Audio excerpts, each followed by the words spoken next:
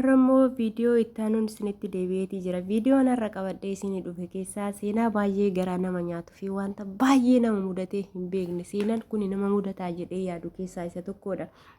Maaliif taanaan seenaan mucayyoo kanaa kan baay'ee nama gaddisiisuu fi baay'ee onnee namaa cabsu jechuudha. Namoonni baay'een jireenya isaa jijjiiruuf yeroo biyyaa bahuu wantoota chaalenjoota garaagaraatu nama mudatuutii danda'a jechuudha. Chaalenjii sana immoo waaqayyo danda'aadha waan ta'eef waan hunda keessayyuu yoo qulqulluu taatee yoo keessi kee nagaa taatee yoo harki kee laaqama hin qabaanne daandii kufaatii sana kan bakka du'aa sanarraa waaqayyo si oolcha jechuudha. Akkasuma obboleettii keenya carraan du'aa itti kenname kan ammoo guyyaashii eegee dhugaan ilma waaqatti akkuma jedhan dhugaashii waaqayyoon baasafiitii jira jechuudha. Obboleettiin keenya kun akkuma nama kamiituu biyya bahareen hojiidhaaf deemtee akkuma hojiidhaa deemte kanaan warri ishii fudhatan irree baay'ee ishii jaalachaati turan. Akkasumallee daa'imman mana keessa jirtu hedduudha kan isaan jaallatanii kabaja guddaa fi akka maatii isaaniitti wajjiniin jiraachatii jirtu jechuudha. Carraa hojiin baay'atuuf immoo dirqama nama biraa dabarsuuf waan ta'eef intala Philiphiisii tokko fidanii fi utuma wajjiniin dalagaatii jiranuu intalli sun immoo ishii kana waan baay'ee jarri jaallataniif inaaffaa godhattee akka lubbuun ishii darbu taasisuudhaaf yaalii gooturree waaqayyoon immoo harkatti ishii qabe.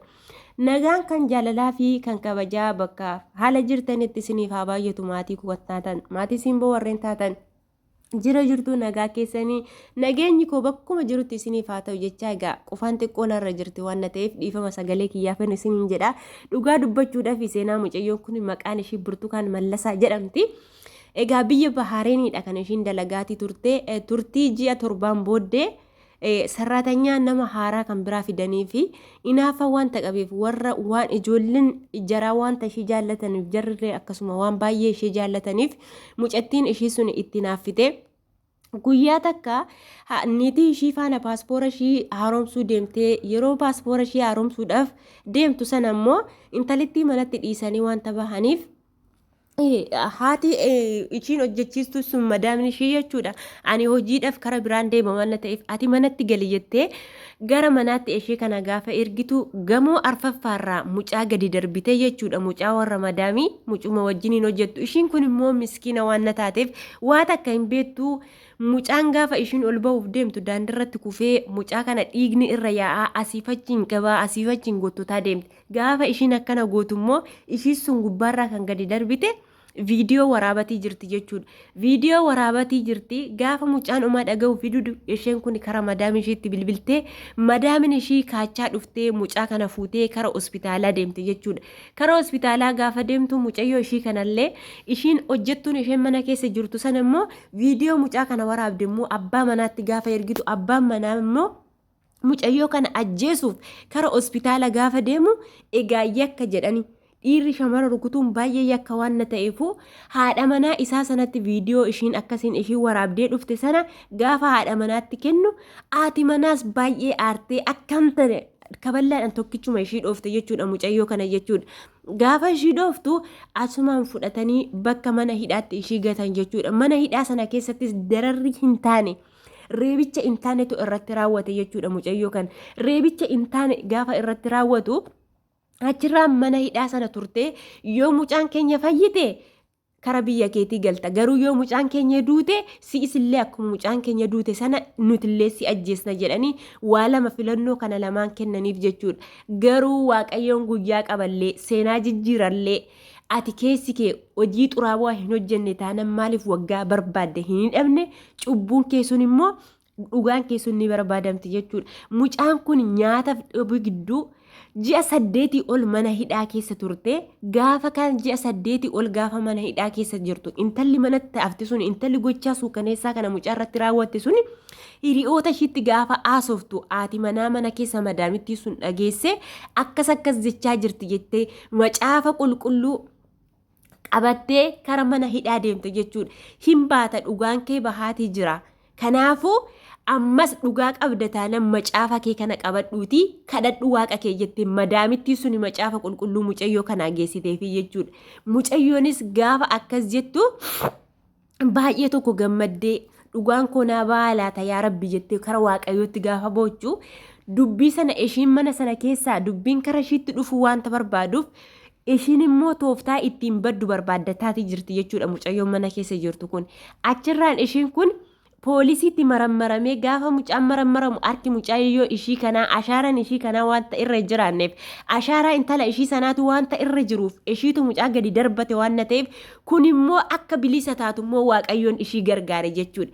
Gaafa kana gaafa ishii sanarra ga'u maal goote ishiin mana gallakkistee ni badde jechuudha intalitti mana keessa jirtu sun.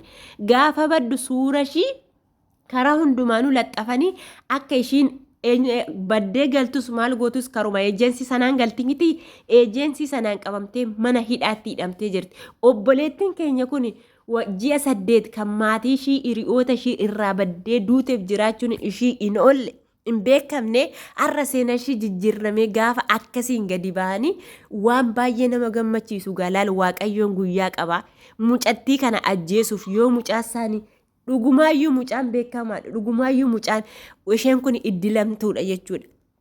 Waaqayyoon ishee jaallata. Otoo waaqayyoon ishee jaallachuu baate otoo harki ishee xuraawwaa taate mucaa suni osoo lubbuun keessaa baheeti ishee kanallee lubbuu ishee balleessu. Har'a mucayyoon kun takka jettee reefu biyyaa baate nama dalagatee nama karoora guddaa qabuudha nama maatii ishee jijjiiruuf deemuudha nama mataa ishee jijjiiruuf deemuudha. Namoonni sarraatanyaa 2-3 taatanii mana keessa hojjettan yeroo jalqabaaf isin dhuftanii bakka baay'eetti nan arga jechuudha. Sarraatanyaan mana keessatti 2-3 taatee jirtu waliif hin toltu jechuudha. Maaliif taanaan nan sodaadhaan waa'ee akkana bakkoota garaagaraatti nan argaa.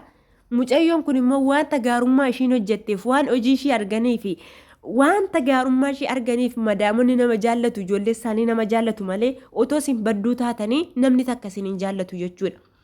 Hundi amala keessan laala yoo isin gaarii taatan namnirree isin kan gaarii gaata caaltaniin isaan ala isiniif dabaleeti eenyu jedhe gocha suukaneessaa akkanaa walirratti raawwachuutu baanne ishiin kunillee zeegaa ishii miti.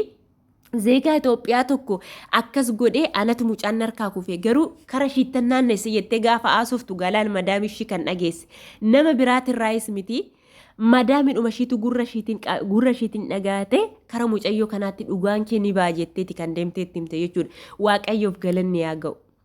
Har'a mucayyoon kun deemtee ganaa ji'a 7 dalagatteerti. Ofii ishiitiif hin jijjiirri maatii ishiitu hin jijjiirri jechuudha.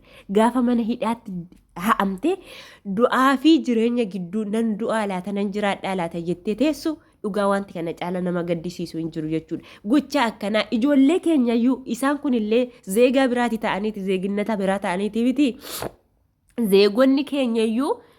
Zeegonni keenyayyuu yeroo aalbidhaan wal waraanan baay'ee dhagaatii jira jechuudha. Wal waraananii inaaffarraan kan ka'e biddeena sii kenname nyaatta jechuudha. Ishii kanaafis mindaan ni kaffalama. Siifis mindaan ni kaffalama. Mindaan garaagarummaa hin qabu jechuudha. Yoo ofii keetiif dura dhufte akkuma dura dhufteetti sii kaffalama malee har'uma kaanii har'uma siif hin kaffalan jechuudha. Harki kee qulqulluu taate taanaan lapheen kee kara waaqayyootti ni bo'ataanan dhugaan kee yoomuyyuu hin qallatti malee hin turti malee hin bulti malee dhugaan nama keetii dhugaan ati dhugaa qabdu sun hin baddu jechuudha. Ati maalidha karaa waaqayyoon qabaachuudha jechuudha. Namoota baay'eetu laala. Namoota baay'eedha. Unkaa zeegaa isaanii qomoo isaanii faana kan wal nyaataa jiran jechuudha. Biyyoota garaagaraa irratti ni argaa jirra ni dhageenyatii jirra. Sarraatanyoonni gaafa mana keessa jiraatan baay'ee ulfaatadha jechuudha. Waliif hin galan. Ati amala kee ilaalaniiti jarri yoo si gaafatan amalli nani qabuu fi amalli obboleettiin koo qabdu tokko miti yoo. Ani amala waan hundumaa damdamachuu yoon qabaadhe obboleettiin koo immoo amala akkasii qabaachuu dhiisuutii dandeessi. Namti akkuma bifti garaagarii amalli isaarree garaagari. Carraan ati qabdurree nama wanti carraan ati qabdu namoonni tokko carraan isaan qaban tokko madaamotaan ni jaallatamu tokko immoo hangam barbaadde yoo gaarii goote waa barbaadde yoo goote madaamonni ijaan argaa si jibbiti jechuudha. Maaliif akka ta'e hin beekan. Kanaaf baay'ee rakkisaadha jechuudha. Kanaaf obboleewwan koo maal gochuutii qabdu jireenya jiraattan keessatti mana namaattis taatanii warreen akkasiin nama lamaan hojjettan of eeggannoo gochuutii qabdu joo. Kuni miqqanyummaa fi inaafummaadhaan ala kan ta'e anaafis mindaan naa kaffalama kan naa kaffalu madaamidhaan nama biraatiifis nama wajjiniin hojjedhu sanaafis kan kaffaltu madaamidhuma jechuudha gaa. Namni akkuma amala namaatiin namni nama jaallachuuti qaba. Amala qabaattu illee taanaan dhiigni kee namni akkasi jaallatu dhiigni kee illee carrama jechuudha. Namni dhalli namaa carraan koo gaarii ta'ee yoo madaamin na jaallatte kan obboleettii kootii immoo carraan ishee hin taane yoo taate madaamin qabduutii dandeessi jechuudha. Warreen mana tokko keessa 2-3 taatanii hojjettan dhugaa dubbachuuf gaarummaa waliif yaada wal gargaara hojjedhaa malee hojiirree walirratti hin gatinaa. Biddeenni kasin nyaatamu isaafis isheef madaamidhuma kaffalaa siifis madaamidhuma kaffala. Hamaarratti wal gatu osoo hin taane wal malee waa tokkotti wanti qabdan hin jiru, wanti wal malee qabnu hin jiru. Osoo nu mijate maaliif biyya namaa keessaa ba'an? Osoo nuuf ta'e nu hojjennee of jijjiiruuf miti biyya keenyarraa kan baane. Garuu immoo wal jaalannee jaalala yoo jiraanne jaalala kan caalu homtuu iyyuu hin jiru. Obboleettii keenya Burtukaan Mallasaa dhugaa baga Waaqayyoon haqa kee baasee ammallee jireenya kee keessatti jireenya milkii fi ganaa kan jiraattu umurii dheeraa akka jiraattu abdiif amantaa Waaqayyo irraa qaba. Waaqayyoon baga si baasee baga dhugaan kee hin dhokatini. Namoonni baay'een dhugaan isaanii ni dhokata yeroodhaaf jechuudha. Yeroon booda garuu ni mul'ata. Akka obboleettii keenyaa kana ji'a 8 ol hiriyoonni ishii barbaadaa turan, warri ishii barbaadatii turan mucayyoo bareedduu kana gaafa takka jettee biyyaa baatee akkuma ji'a 7 qabatte kana hojjette kana yeroo mana hidhaatti amtu. Dararri achitti akkuma hojii ishii ta'e Araboonni isin dhiisaan ijoollee isaan irratti argitan unkaan ijoollee isaanii daamaa kalbii gootee dhiisiti. Afaan imaanuun daa'ima keenyatti hin dubbatina. Daa'imti keenya waan barbaadde sinaa gootu jedhu.